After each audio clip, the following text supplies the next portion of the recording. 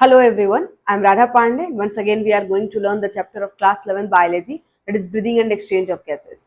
आज की क्लास में हम जो टॉपिक डिस्कस करने जा रहे हैं वो हमारा ज्यादा जो मेन इस पर फोकस हमारा रहेगा वो मैकेनिज्म ऑफ ब्रीदिंग होगा। लेकिन उस टॉपिक को समझने से पहले हमें छोटे मोटे कुछ और टॉपिक्स को भी क्लियर करना पड़ेगा। तो बात शुरू करें, आइए चलिए।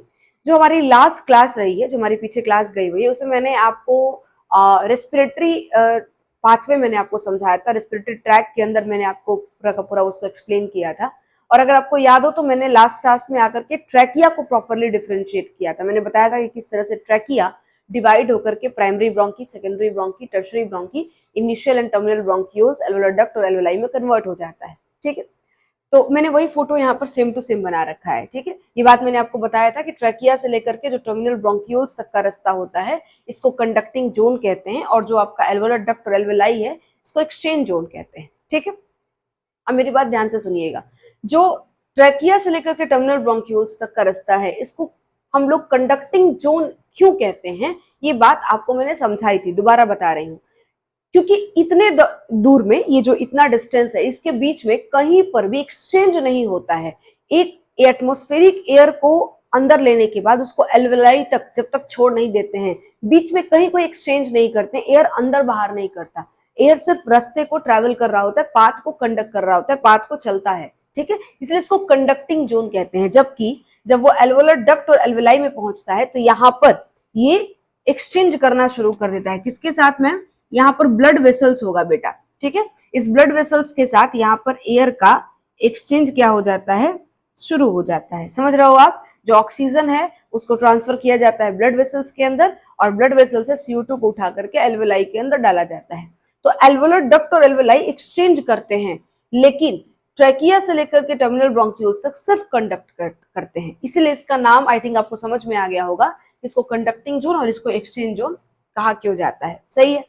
अच्छा, तो कंडक्टिंग जोन का मतलब एक ये काम हो गया कि भाई ठीक है, एयर को ट्रांसपोर्ट करा रहा है, एक तो पहला काम। दूसरा काम, ये फॉरेन पार्टिकल्स को भी साफ सुथरा करता है। एयर के अंदर जो फॉरेन पार्टिकल्स मौजूद हैं, जब तुमने सांस लिया है तो उसमें कुछ फॉरेन पार्टिकल्स भी जा सकते हैं अंदर में, तो उन फॉरेन पार्टिकल्स को अंदर नहीं जाने देने के लिए एयर को फिल्टर आउट भी करने का काम करता है। ये कैसे करता है थोड़ा सा समझो इस बात को।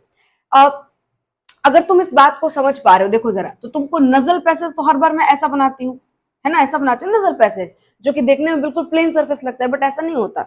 नजल पैसेज जो होता है वो बिल्कुल इरेगुलर सरफेस होता है। अभी इरेगुलर क्यों बना रहे हैं, समझो जरा इस बात को। जैसे मान लो कि इस सरफेस को मैंने इरेगुलर बना दिया, मान लो कि सरफेस कुछ इस तरह से नजल पैसेज को मैंने इरेगुलर बना दिया है। इससे क्या होगा कि जब एयर अंदर जाएगा, यहाँ पर जब एयर इस तरीके से एंट्री करेगा, तो एयर जाकर के, एयर और साथ में जो डस्ट पार्टिकल्स हैं दोनों जाकर के इससे टकरा जाएंगे। इस तरह से जो ऑब्स्ट्रक्शंस लगे हुए हैं, जो ये इरेगुलर सरफेस बनाए, तो जो इसका सरफेस है वो कुछ इस तरह से नीचे की तरफ आया हुआ है, डिप डाउन आया हुआ है। तो जब एयर यहाँ से टकराएगा, है ना, तो एयर टकराएगा तो इस पर पूरी म्यूकस की लाइनिंग है, इस वाले हिस्से पर पूरी म्यूकस की लाइनिंग है, म्यूकस की लाइनिंग है, और हेयर फॉलिकल्स मौजूद हैं छोटे छोटे। ठीक है, तो जब यहाँ से ये एयर टकराएगा तो म्यूकस की लाइनिंग के ऊपर जो डस्ट पार्टिकल्स उस एयर के अंदर मौजूद होंगे, उसमें से कुछ डस्ट पार्टिकल वहीं पर ट्रैप हो जाएंगे।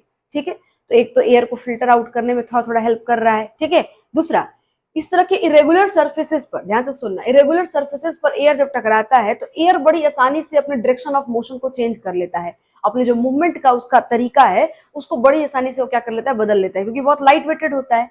लेकिन जो डस्ट पार्टिकल है वो एयर के कंपैरिजन में उतनी आसानी से डायरेक्शन ऑफ मोशन को चेंज नहीं कर पाती है। समझ रहे हो बात को? जिसके वजह से एयर जो है यहाँ से बार बार इस तरह से ऑब्स्ट्रक्शन से टकराते जाएगा, और टकरा करके डायरेक्शन ऑफ मोशन को चेंज करते हुए वो नीचे की तरफ तो पहुंच जाएगा। लेकिन जो डस्ट पार्टिकल्स हैं वो उसमें ट्रैप होती चली जाएंगी, इन सर्फेसेस पर चिपकती चली जाएंगी, और एयर बेसिकली फिल्टर आउट होता चला जाएगा। आई थिंक तुमको मेरी बात समझ आई होगी कि क्यों नजल पैसेज को इरेगुलर सरफेस दिया गया है। आई थिंक तुमको ये बात क्लियर हो गया होगा। ठीक है, साथ में क्यों उसके ऊपर म्यूकस की लाइनिंग कर दी गई है, तो उसकी म्यूकस की लाइनिंग का भी तुमको वजह समझ में आया होगा। आओ अब थोड़ा सा और बात करते हैं इसके अंदर। जब ये एयर अंदर आएगा तो यहाँ ट्रैकिया के ऊपर भी मैंने तुमसे बोला कि यहाँ पर म्यूकस की लाइनिंग होती है। ठीक है, इस पूरे ट्रैकिया मतलब ये पूरे जो रेस्पिरेटरी पाथ है इसके ऊपर भी म्यूकस की लाइनिंग होती है। ठीक है, इस दोनों तरफ से इस तरह से म्यूकस की लाइनिंग है, और ये म्यूकस की जो लाइनिंग है इसमें छोटे छोटे हेयर फॉलिकल्स हैं। ठीक है। और ध्यान से सुनना एक और बात, मैंने शायद पीछे वाली क्लास में कहा भी था कि जैसे जैसे ट्रैकिया से टर्मिनल ब्रोंक्यूल्स तक जाओगे इसका डायमीटर घटता चला जाता है। अब सोचो जितना डायमीटर घटेगा उतना एयर को ज्यादा रश करना पड़ेगा, एयर को ज्यादा जो ये रास्ता है उस रास्ते में एयर को ज्यादा उसके सरफेसेस से एयर रगड़ खाएगा, है ना। जो आपका ये जो डायमीटर है वो बहुत पतला होता अगर चला जाए तो एयर जो है इन सरफेसेस से बहुत ज्यादा रगड़ खाएगा, ठीक है। और जब रगड़ खाएगा तो डस्ट पार्टिकल्स के चिपकने की प्रोबेबिलिटी बढ़ती चली जाएगी। समझ रहे हो, जो भी डस्ट पार्टिकल्स होंगे वो डस्ट पार्टिकल्स बेसिकली और ज्यादा से ज्यादा आपके नीचे सरफेसेस पर चिपकती चली जाएंगी और एयर फिल्टर आउट ज्यादा अच्छे से होता चला जाएगा। बात समझ पा रहे हो क्या?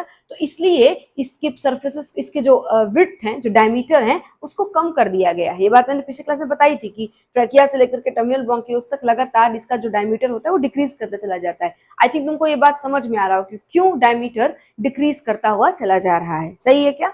ओके चलो, एक चीज, दूसरी चीज जो अभी बता रही थी पहले उसको कंटिन्यू कर लेती हूँ। यहाँ पर म्यूकस की जो लाइनिंग है उसके साथ साथ हेयर फॉलिकल्स लगे हुए हैं। अब समझो जब एयर यहाँ से जा रहा होगा, जब एयर यहाँ से पास कर रहा होगा तो डस्ट पार्टिकल्स यहाँ आकर के चिपक गई। मान लो ये देखो यहाँ पर डस्ट पार्टिकल चिपक गई, ये डस्ट पार्टिकल चिपक गई म्यूकस की लाइनिंग के साथ, ठीक है। अब ये म्यूकस की लाइनिंग के साथ जो डस्ट पार्टिकल चिपकी हैं, ये म्यूकस जो है क्या करता है, डस्ट पार्टिकल को पूरा घेर लेता है, ठीक है। इस तरह से घेर लेगा और घेरने के बाद अब इसको ये जो हेयर फॉलिकल्स यहाँ पे मौजूद हैं ये इसको ऊपर के डायरेक्शन में पुश करती है। मतलब बेसिकली देखो ध्यान से, तो ट्रैकिया से इसको बाहर निकालने की कोशिश कर रही है। देख रहे हो क्या क्या कर रही है? ये इसको ट्रैकिया से बाहर निकालने की कोशिश कर रही है ये। जिस तरीके से झाड़ू जो होता है वो डस्ट को बाहर की तरफ पुश करता है, वैसे ही इस ट्रैकिया पर लगी हुई हेयर फॉलिकल्स जो तुम्हारा यहाँ पर ये डस्ट पार्टिकल है और इस डस्ट पार्टिकल के अगल बगल में यहाँ पर म्यूकस की लाइनिंग लगी हुई है। इस चीज को ये क्या करता है, बाहर की तरफ पुश कर रहा होता है। समझ रहे हो ना, बाहर की तरफ क्या करता है, इसको धक्का मारता है। क्लियर हो रहा है क्या? अब ये बाहर भेज करके जब ये ट्रैकिया से लेरिंग से बाहर निकल जाएगा तो उसके पास दो तीन पाथवे हैं। पहला तो तरीका है कि बॉडी से बाहर करने के दो रास्ते हैं, या तो कफ के और स्नीच के थ्रू माउथ या नोज से इसको बाहर निकाल दो, एक तो ये तरीका हो गया। दूसरा कि इसी ट्रैकिया के पीछे याद करो फुट पाइप मौजूद है, तो यहां से लेरिंग से निकाल करके उसको पीछे वाले फुट पाइप में डाल दिया जाता है। किसको? इसी को, ये जो आपका म्यूकस और जो डस्ट पार्टिकल है उसको। तुम बोलोगे मैम ये क्या चीज है, उसको क्यों डालते हैं वहां पे? तो मैं बताती हूँ क्यों डालते हैं, समझना ध्यान से। फुट पाइप के थ्रू वो कहाँ पहुंच जाएगा, आपके स्टमक में, और वहां पर एसिड्स मौजूद है। एसिड्स उसको क्या करेंगी, बेसिकली डिस्ट्रॉय कर देंगी, है ना, उसको डिग्रेड कर देंगी और डिस्ट्रॉय कर देंगी, उसको तोड़ देंगी। और तोड़ने के बाद फिर वो हार्मफुल नहीं रहेगा, आपकी बॉडी को नुकसान नहीं पहुंचाएगा और आपका जो एक्सक्रीटरी मैटर है उसके साथ वो बाहर रिलीज आउट हो जाएगा आपकी बॉडी से, ठीक है। तो बॉडी से निकालना ही है, बट निकालने के दो तीन रास्ते हैं। नोज और माउथ के थ्रू भी निकाल सकते हैं, कफ के थ्रू, स्नीच के थ्रू उसको निकाल सकते हैं, या फिर स्टमक उसको क्या करेगा, डाइजेस्ट कर देगा और डाइजेस्ट करके बॉडी से एक्सटर्नल आपके जो फीकल मैटर है उसके साथ उसको बाहर निकाल दिया जाता है। क्लियर हो गया क्या? आई थिंक आपको समझ में आ गई होगी किस तरीके से ट्रैकिया को साफ सुथरा किया जा रहा है। फॉरेन पार्टिकल्स को, किसी भी डस्ट पार्टिकल्स को अंदर इंटर नहीं करने देना है, ठीक है। फॉरेन पार्टिकल का मतलब होता है जो बॉडी से बाहर का पार्टिकल है उसको फॉरेन पार्टिकल हम लोग कह रहे हैं। क्लियर है ये बात? चल, तो आई थिंक आपको समझ में आएगा कि जो म्यूकस की लाइनिंग है, जो म्यूकस की कोटिंग है और जो ये हेयर फॉलिकल्स हैं, ये किस तरीके से पूरे रेस्पिरेटरी पाथवे में लग करके और आपके रेस्पिरेटरी पाथवे को क्या करते हैं, ये साफ सुथरा करने की कोशिश करते हैं, एयर को फिल्टर आउट करने की कोशिश करते हैं। इनकी कोशिश होती है कि एयर के अंदर कोई भी पार्टिकल्स आपके लंग्स तक ना पहुंचे, है ना। और इसका वजह बताया था, आगे डिटेल में पढ़ेंगे भी हम लोग, कि अगर ये डस्ट पार्टिकल का डिपोजिशन नीचे जाकर के लंग्स में होने लगे तो ये हमारे बॉडी में बहुत सारे तरह तरह के प्रॉब्लम्स भी कॉज कर सकता है, बीमारी हो जाएगी हमें, ठीक है। ओके, एक इंटरेस्टिंग डेटा और देती हूँ तुमको। करीबन 6 माइक्रोमीटर से बड़े साइज का पार्टिकल्स को ये जो है क्या करते हैं, छन करके बाहर कर देते हैं। और 6 माइक्रोमीटर जो साइज है वो आई थिंक आरबीसी से भी छोटा साइज है। आरबीसी का साइज भी, रेड ब्लड सेल समझते हो ना, उसका साइज भी 6 माइक्रोमीटर से ज्यादा होता है। और 6 माइक्रोमीटर से बड़े साइज का पार्टिकल यहाँ अंदर में नहीं जा पाता, और अगर जो चला भी जाए, मान लो कि जो उससे भी छोटे साइज का पार्टिकल यहाँ भी चला भी जाए, तो नीचे जाकर के भी ग्रेविटेशनल पुल से या तरह तरह की मैकेनिज्म है उससे इसको साफ करने की कोशिश की जाती है। मतलब इनकी पूरी कोशिश होती है कि एयर जितना हो सके उतना साफ नीचे पहुंचे। जब एक्सचेंज करने जाए एयर तो उसमें कोई भी तरह का छोटा से छोटा डस्ट पार्टिकल मौजूद ना हो, वरना ये बॉडी में जाकर के दिक्कत करेगा आगे। क्लियर है क्या ये बात? चल, तो आई थिंक आपको ये सेकंड पॉइंट समझ में आ गया होगा किस तरीके से आपका जो कंडक्टिंग जोन है वो क्लियर करने की कोशिश करता है एयर को, ठीक है। ओके, उसके बाद ह्यूमिडिफाई भी करता है। मान लो एयर आपका ड्राई है, ठीक है, तो उसको थोड़ा सा उसमें मॉइस्चर ऐड करता है, उसको ह्यूमिडिफाई करता है। ये भी काम होता है इस कंडक्टिंग जोन का। जो म्यूकस की लाइनिंग उसमें थोड़ा बहुत वाटर ट्रैप है, ठीक है, और भी यहाँ पर फ्लूइड्स होती हैं कुछ कुछ, तो वो सब मिलकर के बेसिकली एयर के ड्राइनेस को खत्म करने की पूरी कोशिश करती है।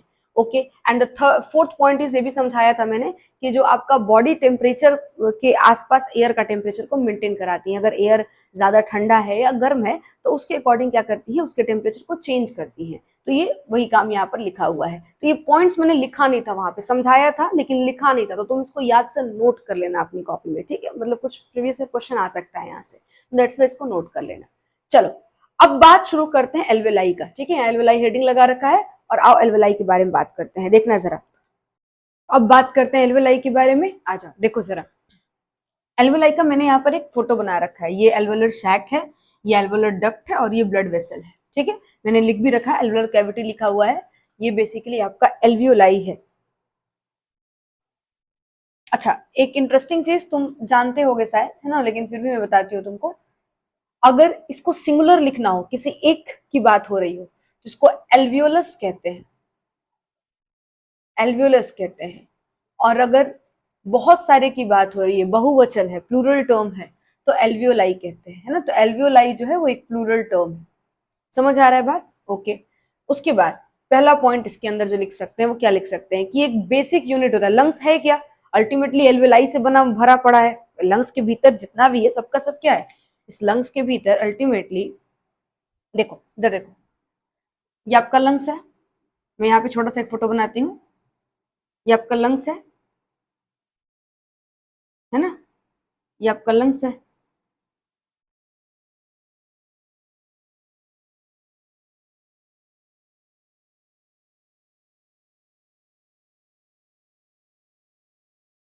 ठीक है,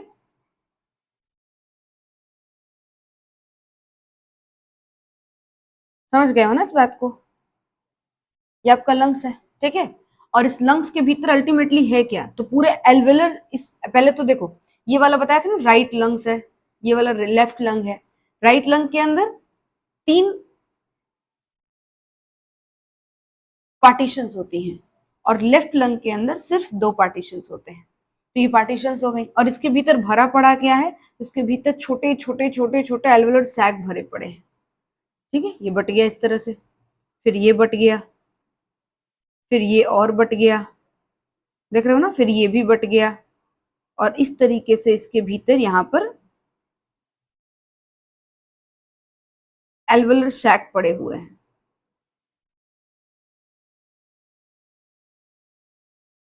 यहाँ पर इस तरह से एल्वेलर सैक पड़े हुए हैं, समझ रहे हो? ओके, और देखना जरा, लगभग लगभग दोनों लंग्स मिलाकर के 300 मिलियन एल्वेलर सैक होती हैं, मतलब एल्वेलाई मौजूद होता है।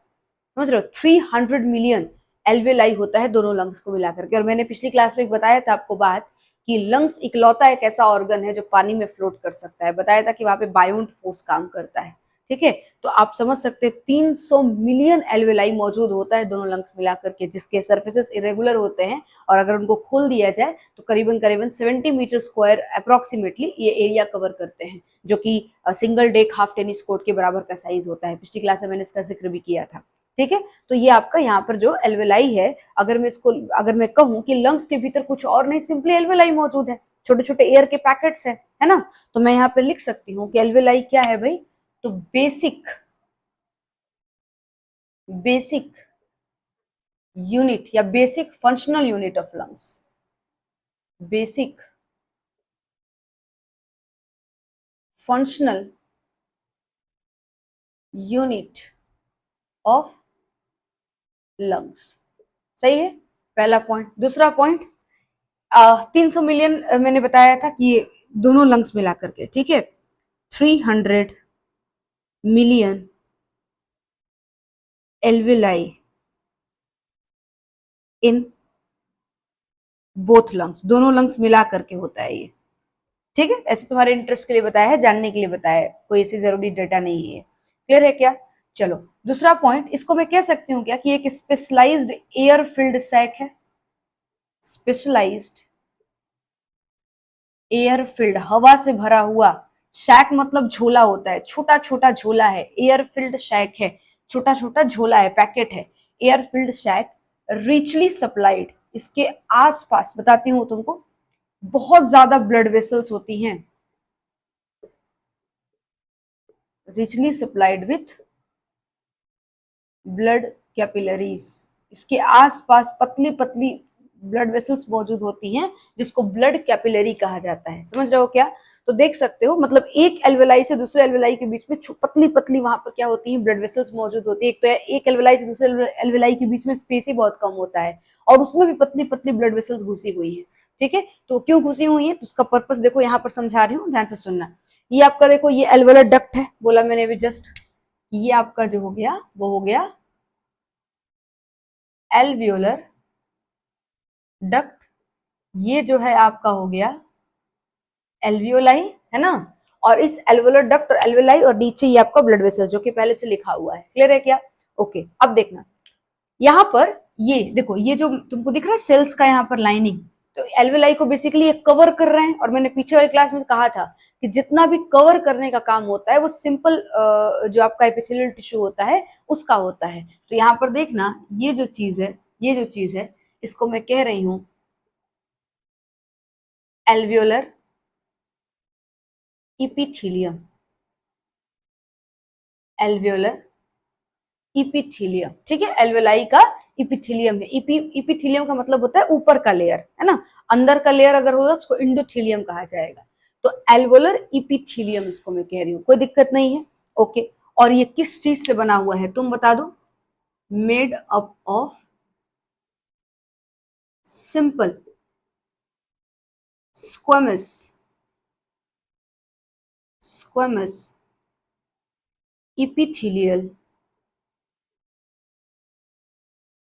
Epithelial tissue. पीछे वाले क्लास में डिस्कस हो चुका था कि जितना भी कवरिंग का काम है वो सिंपल स्क्वेमस एपिथेलियल टिश्यू ही करता है। तो देख सकते हो यहाँ पर सिंपल एपिथेलियल टिश्यू जो है उसका जो एक फॉर्म होता है सिंपल स्क्वेमस, उसने इसको कवर कर रखा है। एल्वेओलर का एपिथेलियम है, बाहर की तरफ लगा हुआ लेयर है। ओके, अब देखना जरा, यहाँ पर अगर मैं बात करूं तो यहाँ पे कुछ इस तरीके से प्रोटीन प्रोटीन पड़ा होता है। ठीक है, थ्रेड्स होते हैं, फाइबर्स फाइबर्स होते हैं, प्रोटीन फाइबर्स होते हैं, इस तरह से चीजें मौजूद होती हैं जो सपोर्ट का काम करती हैं। ठीक है, इसको बेसमेंट सब्सटेंस कहा जाता है। इसको बेसमेंट मेम्ब्रेन या बेसमेंट सब्सटेंस कह सकते हो आप, बेसमेंट सब्सटेंस कहते हैं। क्लियर है क्या? और ये देखना, ये आपका ब्लड वेसल है, और ब्लड वेसल में भी अगर मैं बात करूं तो कैपिलरी है। तो मैं इसको कह रही हूं, इसके ये जो लेयर्स हैं इसको मैं कह रही हूं अंदर से ये लाइनिंग है। और मैंने अभी बोला कि जो सारा अंदर का बाहर का, अंदर अगर कोई मान लो कि इसे ये ब्लड वेसल है, ठीक है, ये ब्लड वेसल है, तो इसके अंदर से जो लाइनिंग की गई है, ठीक है, ये भी तो भाई एक तरह से आपने क्या किया है, कवर ही किया है। तो ये भी आपका एपिथेलियल टिश्यू से ही बना हुआ होगा, और ये भी आपका सिंपल स्क्वेमस एपिथेलियल टिश्यू से ही बना हुआ होता है। बस इसका नाम अब अलग बुलाएंगे, क्योंकि ये जो था एल्वेलाई था उसको बाहर से ढका गया था, तो इसको एपिथेलियम बोला। ये अंदर से ढका हुआ है, इसलिए इसको इंडोथीलियम बोल रहे हैं। समझ रहे हो बात को? तो मैं लिख देती हूँ कि इंडोथीलियम ऑफ, या इंडोथीलियम लाइनिंग ऑफ कह सकते हो, या इंडोथीलियम भी काफी है। ठीक है, endothelium of blood capillary, blood capillary का इंडोथीलियम लाइनिंग है ये। क्लियर है क्या? और ध्यान से देखो जरा, ध्यान से देखो, ये जो चीज है, ये जो चीज है, यहां से लेकर के यहां तक अगर एयर को पास करना होगा, ठीक है, एयर को यहां से ब्लड के अंदर जाना है, आरबीसी के भीतर जाना है, तो उसको यही 3 लेयर क्रॉस करना पड़ेगा, है ना। एल्वेलर एपिथेलियम, बेसमेंट सब्सटेंस या बेसमेंट मेम्ब्रेन, और ये एक केवल ब्लड वेसल्स का केवल एक जो लाइन है, एक जो लेयर है वो, है ना। यही 3 कवर कर उसको क्रॉस करना पड़ेगा, तभी वो आ सकता है आपके ब्लड के भीतर, गैस जो है वो ट्रांसपोर्ट हो सकता है। तो इस इतने से लेयर को हम लोग, इसको हम लोग डिफ्यूजन मेम्ब्रेन कहते हैं। डिफ्यूजन मेम्ब्रेन कहते हैं। ये लंग्स वाली फोटो मिटा देती हूँ, ठीक है।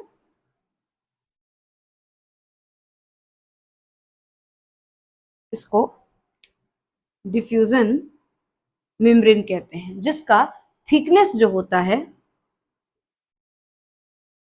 Thickness is less than 1 mm, 1 millimetre से भी कम थिकनेस होता है इसका, समझ रहे हो, 1 मिलीमीटर से भी कम थिकनेस होता है, इतना पतला होता है ये मेम्ब्रेन, तो इमेजिन कर सकते हो। और जाहिर सी बात है, पतला होगा तभी आसानी से गैस यहाँ से यहाँ पास कर सकेगा, ठीक है। तो ये आपको डिफ्यूजन कराने के लिए इतना पतला इसको रखा गया है, जिसका 1 मिलीमीटर भी थिकनेस नहीं होता, उससे भी और काफी कम होता है, ठीक है। डिफ्यूजन जो होता है, डिफ्यूजन समझ पाए, डिफ्यूजन का मतलब क्या हुआ, मतलब चीजों को, देखो डिफ्यूजन का मतलब थोड़ा सा पहले जानो, चीजों को हायर कॉन्सेंट्रेशन से लोअर कॉन्सेंट्रेशन में ले आना। अब तुम बताओ, यहाँ पर ऑक्सीजन का बहुत ज्यादा कॉन्सेंट्रेशन है, तो ऑक्सीजन हाई कॉन्सेंट्रेशन में है। यहाँ पर जो ब्लड है ये डी ऑक्सीजनेटेड ब्लड है, तो यहाँ पर CO2 बहुत ज्यादा है, ऑक्सीजन की बहुत कमी है, तो ऑक्सीजन यहां से यहां डिफ्यूज हो जाएगा और CO2 यहां से यहां चला जाएगा। देखो दिख भी रहा होगा, CO2 यहां से यहां चला जाएगा और ऑक्सीजन यहां से यहां पहुंच जाएगा। समझ आ रही है बात? तो इस तरीके से डिफ्यूजन, और यहाँ पर higher concentration to lower concentration चीजें जाती हैं, जिसको डिफ्यूजन कहा जाता है। इसमें कोई एनर्जी नहीं लगता है, ठीक है। जैसे तुम अपने कमरे में मान लो तुम स्प्रे कर देते हो, ठीक है, परफ्यूम है, उसको तुमने स्प्रे कर दिया यहाँ पे, तो परफ्यूम को स्प्रे करोगे तो यहाँ पर उस परफ्यूम के मॉलिक्यूल्स बहुत ज्यादा हैं, तो उसका हायर कॉन्सेंट्रेशन है, ठीक है। अब क्या ये परफ्यूम सिर्फ यहीं पर सेंट करेगा क्या? कुछ देर के बाद ये पूरे कमरे में इसकी खुशबू आएगी, है ना। तो पूरे कमरे में कैसे खुशबू आ रही है? क्योंकि यहाँ जो हायर कॉन्सेंट्रेशन था, यहाँ के मॉलिक्यूल्स धीरे धीरे धीरे धीरे जो बाकी कमरे का पोर्शन है, जो बाकी कमरे का हिस्सा है, जहां पर मॉलिक्यूल्स उसके नहीं है, लोअर कॉन्सेंट्रेशन है, वहां पर ये डिफ्यूज कर जाएंगे, मूव कर जाएंगे। समझ में आ रहा है? और जब ये मूव कर जाएंगे तो धीरे धीरे परफ्यूम की मॉलिक्यूल्स चारों तरफ फैल जाएंगे और उसकी खुशबू फैल भी जाएगी, उसकी खुशबू हर जगह कमरे में आएगी। मेरी बात समझ में आ रही है क्या? तो वही चीज यहाँ पे भी हुआ है। यहाँ पर मॉलिक्यूल्स को मूव करने के लिए कोई एनर्जी का रिक्वायरमेंट नहीं था, higher concentration to lower concentration ये मूव कर गई है। बिल्कुल उसी तरीके से यहाँ भी जब हायर कॉन्सेंट्रेशन ऑक्सीजन जब ये ब्लड के भीतर मूव करता है, या जो ब्लड के भीतर जो CO2 है जो कि हायर कॉन्सेंट्रेशन में, जब वो एल्वेलर शैक की तरफ मूव करता है, तो कोई एनर्जी रिक्वायरमेंट नहीं होती और इस प्रोसेस को डिफ्यूजन कहा जाता है। क्लियर हो गया है क्या? ओके। अब थोड़ा सा बात करते हैं कि डिफ्यूजन किस किस चीज पर डिपेंड करता है, ठीक है। अब कोई तुमसे पूछेगा डिफ्यूजन मेम्ब्रेन किन किन चीजों से बना हुआ है, तो बता दोगे ना। 3 वहां पर तुमको नाम लेना है। पहला एल्वेलर एपिथेलियम, दूसरा बेसमेंट सब्सटेंस, और तीसरा जो है वो एंडोथेलियम की लाइनिंग है, ठीक है। ब्लड कैपिलरी की जो एंडोथेलियम की लाइनिंग है वो। क्लियर है क्या? ओके। अब तुमसे कोई पूछे डिफ्यूजन जो प्रोसेस है उसका कौन कौन से फैक्टर्स उसको अफेक्ट करते हैं, तो देखना जरा, फैक्टर्स अफेक्टिंग डिफ्यूजन। तुम बताओ सोचकर कि इस डिफ्यूजन को होने के लिए, मतलब इस मेम्ब्रेन को पास करने के लिए कौन कौन सा फैक्टर डिपेंड करेगा। पहला कि कितना ज्यादा प्रेशर है ना। अब तुम में से जो लोग भी बेसिक कॉन्सेप्ट ऑफ केमिस्ट्री पढ़े हुए हैं वो बॉयल्स लॉ, चार्ल्स लॉ जानते हैं, तो बहुत आसानी से मुझे मेरी इस बात को समझ पाएंगे। लेकिन जो नहीं जानते हैं कोई बात नहीं, आप एक बात को समझो बस, जिस भी जगह पर कॉन्सेंट्रेशन, ठीक है, ये इक्वेशन होता है, इसी इक्वेशन से ये सारा का सारा रूल जो है वो बनाया जाता है। जिस भी जगह पर, ध्यान से देखना, ये जो PV is equals to nRT है, इसमें प्रेशर को इधर ही छोड़ दो, ठीक है, और इस N को V के साथ ले आओ, ठीक है।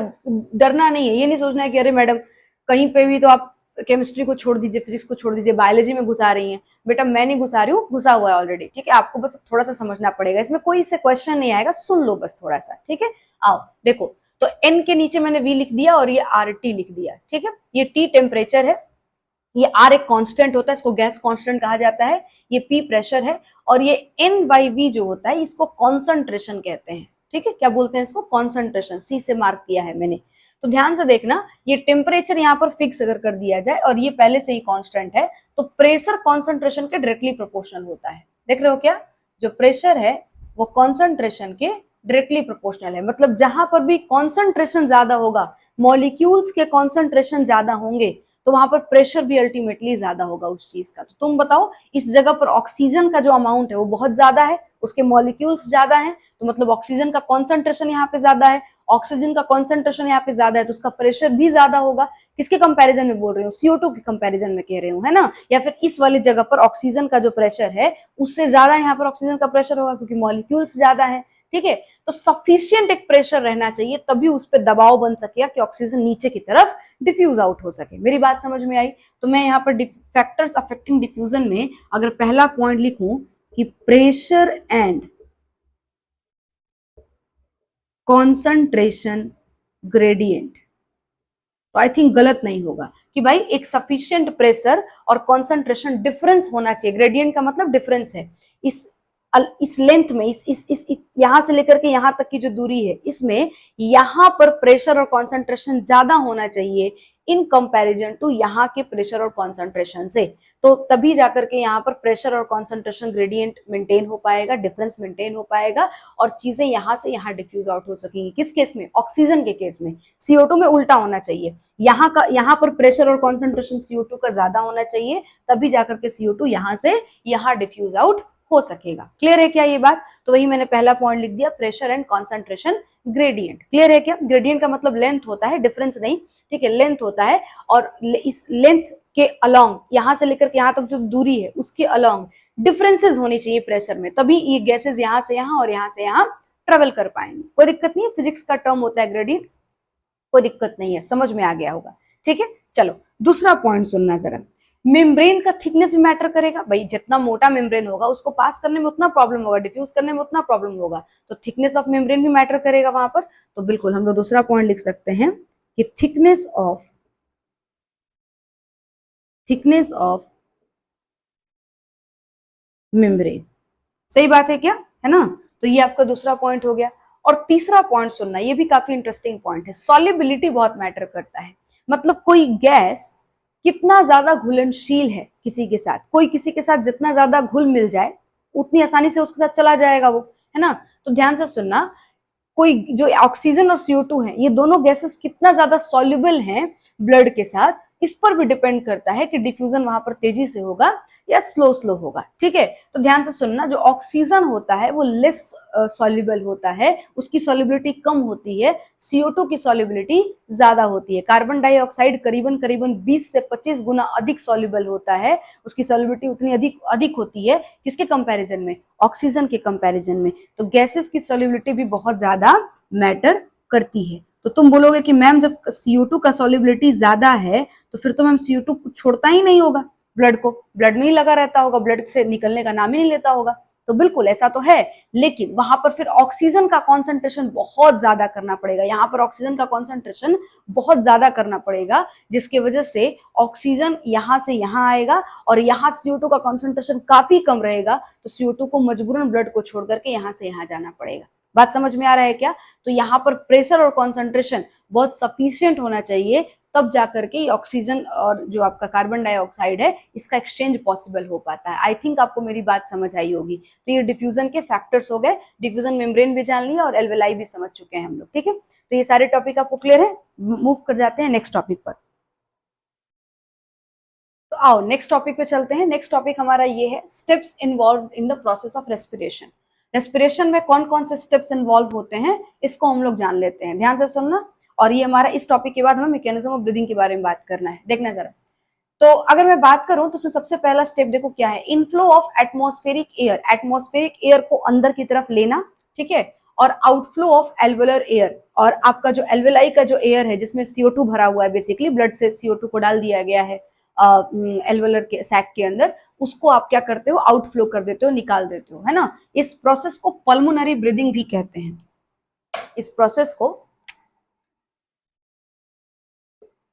पल्मोनरी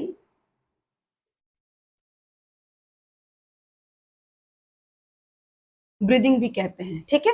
पल्मोनरी का मतलब बताया था पीछे, लंग्स से जुड़े हुए टर्म है ये, ठीक है। कुछ कुछ बायोलॉजी में टर्म्स होती हैं जिसको आप मतलब आपका उस टर्म को देख करके मालूम चल जाता है कि इस ऑर्गन के बारे में बात हो रहा है, ठीक है। तो जो पल्मोनरी टर्म है, पल्मोनरी जो शब्द है वो लंग से जुड़ा हुआ शब्द है, ठीक है, तो याद रखना है। तो ब्रीदिंग है बेसिकली और लंग से जुड़ा हुआ है, इसलिए इसको बोल रहे हैं पल्मोनरी ब्रीदिंग। तो ब्रीदिंग की बात कर रहे हो, ब्रीदिंग यही होता भी है, एयर का अंदर लेना और एयर को बाहर छोड़ना, ठीक है। इनहेलेशन और एक्सहेलेशन को ही कहते हैं ब्रीदिंग हम लोग। और चूंकि मैकेनिज्म ऑफ ब्रीदिंग में इसी के बारे में बात करना है कि ये कैसे होता है, है ना। मतलब अब ये नहीं कि मैम हवा लेने और छोड़ने में क्या ही कुछ करना है, लेकिन ऐसी बात नहीं है, उसकी बात नहीं कर रही हूँ मैं।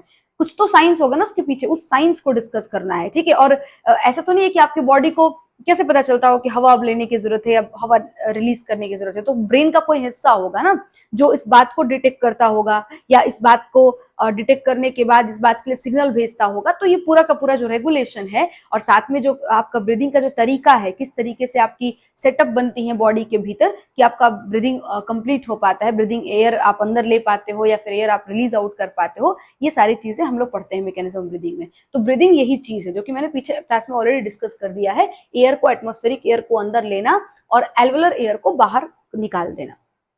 उसके बाद अब समझो, जब तुम एटमॉस्फेरिक एयर को अंदर ले लेते हो, जब लेने के बाद अब क्या करते हैं उसको हम लोग, जब वो एल्वेलाई तक पहुंच गया तो डिफ्यूजन ऑफ गैसेस, मतलब O2 और CO2 कब डिफ्यूजन होगा, अक्रॉस एल्वुलर मेम्ब्रेन, है ना। मतलब एल्वुलर मेम्ब्रेन के अक्रॉस, ये आपका एल्वियोलाई है, अगर ये आपका एल्वियोलाई है और ये आपका ब्लड वेसल्स है, तो इनके अक्रॉस जो है आपका जो गैसेस है वो डिफ्यूज आउट होंगी। तो मैं यहाँ पे लिख सकती हूँ कि जो डिफ्यूजन होगा वो एक्चुअली किसके बीच में होगा, तो between blood and alveoli, alveoli और ब्लड के बीच में ये जो है, या फिर ब्लड वेसल्स, कैपिलरी कह सकते हो, ठीक है, या ब्लड ही ठीक है, कोई दिक्कत तो नहीं है। I think between blood and, जो कैपिलरी के भीतर जो ब्लड मौजूद है उसके और एल्वियोलाई के बीच में एक्सचेंज हो रहा है, डिफ्यूजन हो रहा है। क्लियर है क्या।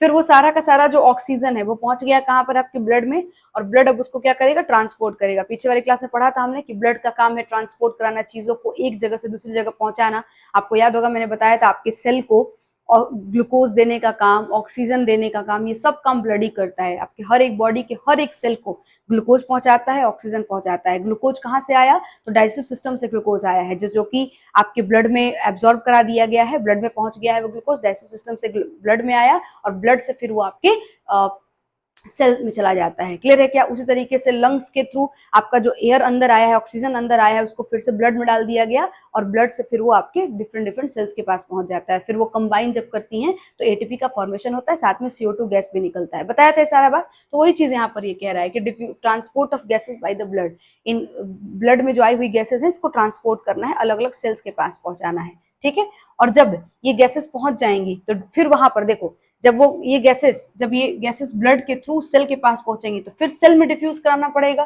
तो diffusion of O2 and CO2 between the blood and tissue, है ना। ये मान लो कि पहुंचते पहुंचते ये आपका सेल है, तो ये आपका ब्लड वेसल्स ऑक्सीजन लेकर के, मतलब गैसेस को लेकर के यहाँ पहुंचा। अब यहाँ आने के बाद फिर इसको सेल में जाना पड़ेगा और सेल के भीतर जो पहले से CO2 बना हुआ है उसको ब्लड में डाल दिया जाएगा। तो उसी चीज को कह रहा है कि diffusion of O2 and CO2 between the blood and tissue, ठीक है। और आखिरी जो पॉइंट है उसमें वही बात जो मैंने अभी बताई कि उस ऑक्सीजन को क्या कर लेगा सेल, इस्तेमाल कर लेगा, क्या करने में, ग्लूकोज के साथ बर्न करने में, ठीक है। बर्निंग ही तो होता है रेस्पिरेशन, ठीक है। तो ग्लूकोज और ऑक्सीजन आपस में रिएक्ट कर जाएंगी और यहाँ से क्या क्या चीजें बनेंगी, एक तो एटीपी बनेगा जो कि सेल यूज करेगा अपने फंक्शंस को करने में, और साथ में CO2 गैस निकलेगा जिसको वापस से ब्लड में ही डाल दिया जाएगा और फिर ब्लड इसको ले जाएगा। तो वही लिखा है कि utilization of O2 by the cells for catabolic reaction and release of CO2। तो ये ब्रीदिंग है और ये रेस्पिरेशन है। और कौन सा रेस्पिरेशन है ये सेलुलर रेस्पिरेशन है। क्लियर है क्या। जिसमें मैंने बताया था कि रेस्पिरेशन का एक स्टेप होता है ब्रीदिंग, बिना ब्रीदिंग के रेस्पिरेशन हो नहीं सकता है, पॉसिबल नहीं है हमारी बॉडी में, एरोबिक रेस्पिरेशन जो करते हैं उनकी बॉडी में। तो ये ब्रीदिंग हो गया, ये रेस्पिरेशन हो गया, और बीच के कुछ स्टेप्स होते हैं जो फॉलो करने पड़ते हैं, जो ब्रीदिंग और रेस्पिरेशन को आपस में कनेक्ट करते हैं अल्टीमेटली। क्लियर है क्या। तो ये सारी बातें हम लोगों ने डिस्कस कर ली है।